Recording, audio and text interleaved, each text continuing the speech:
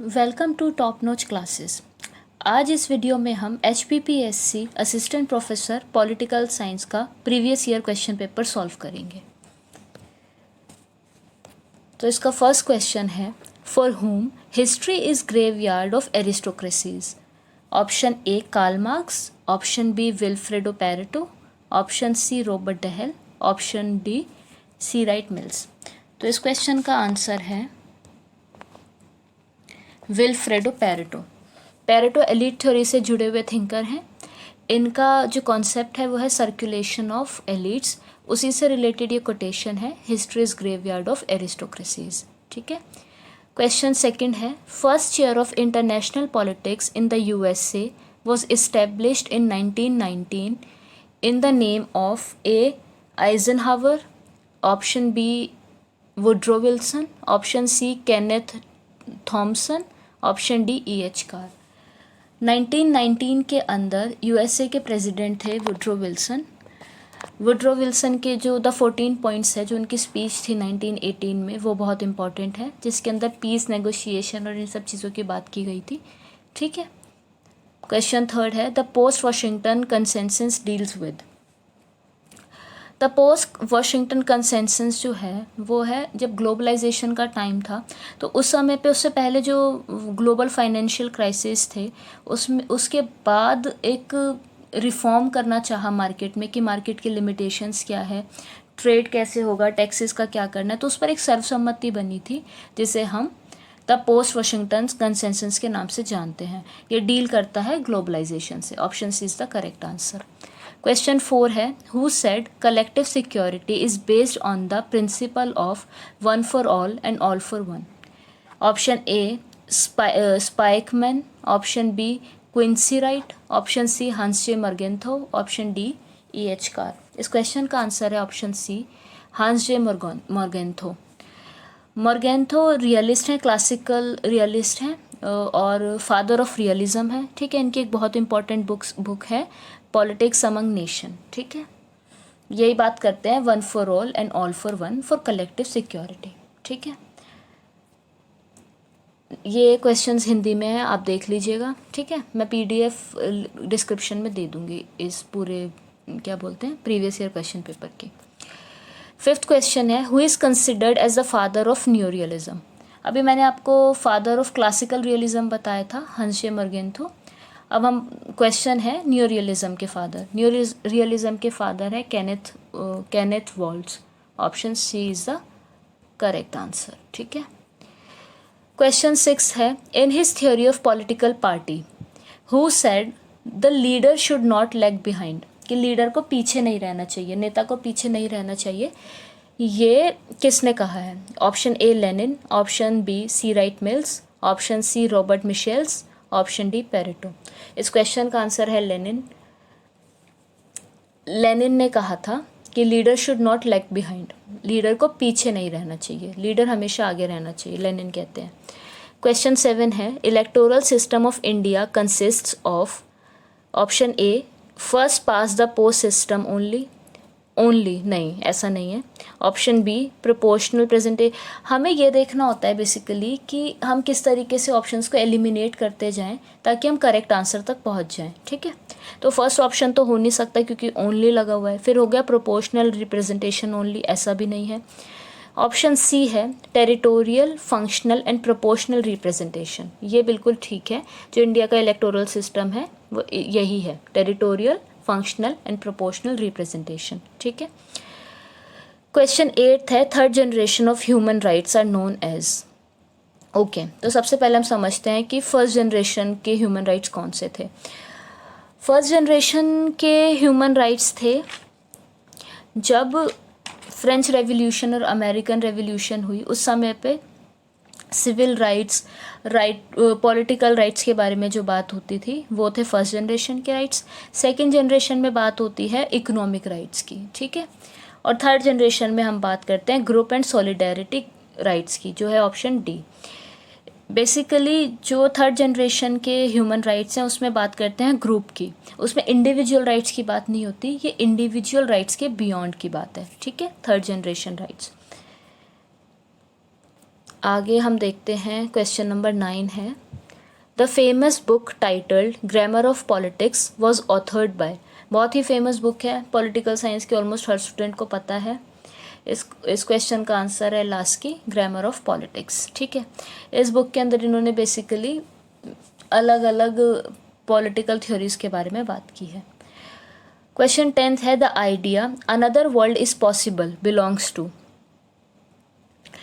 Another world is possible is basically related to globalization. ठीक है, ये जो कोटेशन है, ये जो एक फ्रेज़ है, ये ग्लोबलाइजेशन के लिए यूज़ हुआ था 1990s में, जो कि शुरुआत की थी वर्ल्ड सोशल फोरम ने 1990s में। ठीक है, तो इस क्वेश्चन का आंसर हो गया आंसर ऑप्शन बी। ठीक है, क्वेश्चन 11 है defining code of India's foreign policy in the post cold war period is.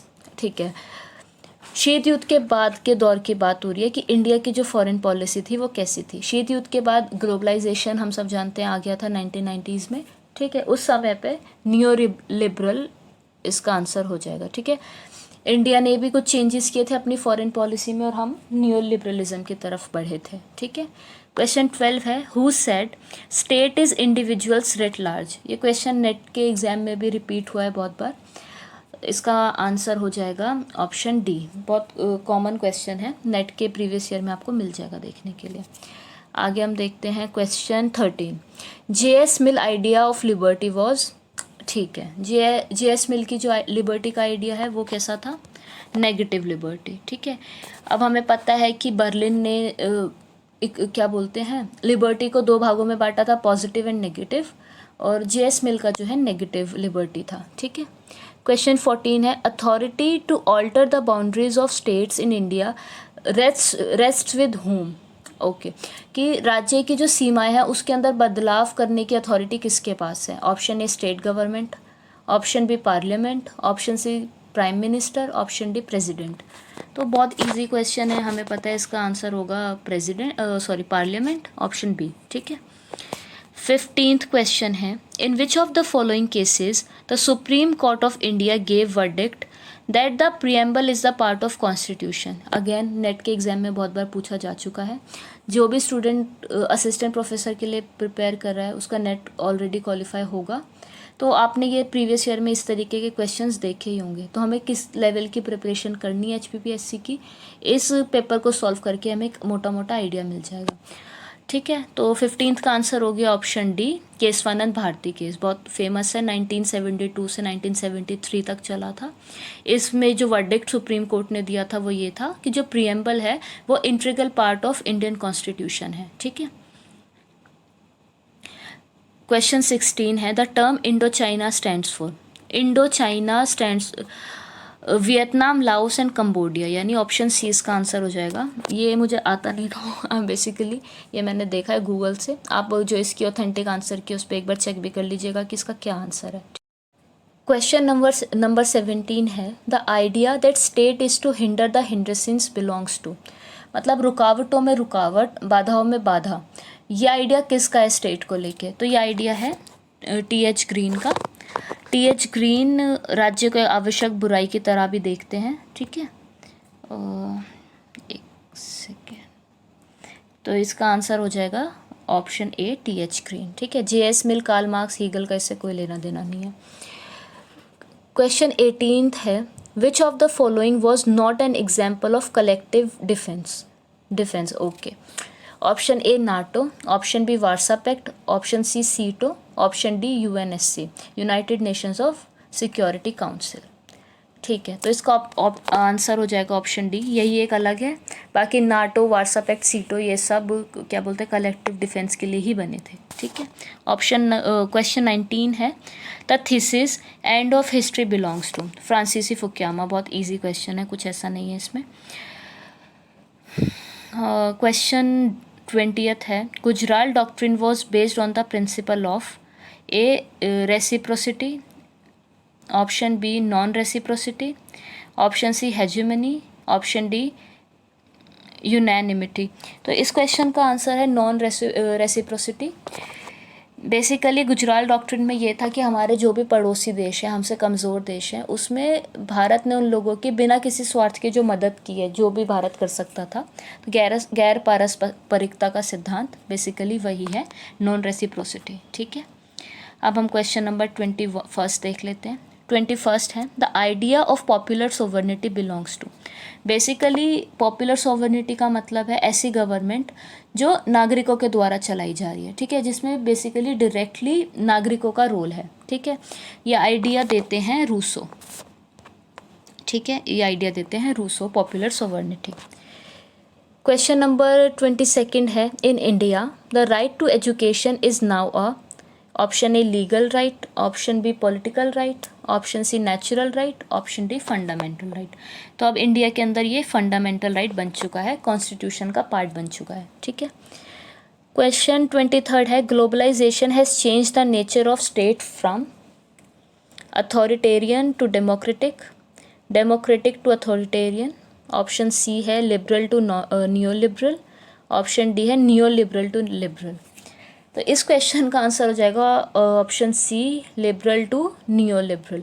Basically globalisation से पहले भी वर्ल्ड दो भागों में बटा हुआ था, एक लिबरल, एक कैपिटलिस्ट थे, एक तरफ मार्क्सिस्ट कम्युनिस्ट थे। ठीक है, लेकिन लिबरल से नियो लिबरल में कन्वर्ट हुए ग्लोबलाइजेशन के बाद। ठीक है, 24 है, philosophy of Indian constitution has made derive from, इसका आंसर हो जाएगा option D, objective resolution of Nehru, जिसमें इक्वालिटी, फ्रीडम, सेक्युलरिज्म जैसी जो भी चीज़ें थी वो ऑब्जेक्टिव रेजोल्यूशंस ऑफ नेहरू से आई हैं। ठीक है, 25 क्वेश्चन है, who said family is the only natural society.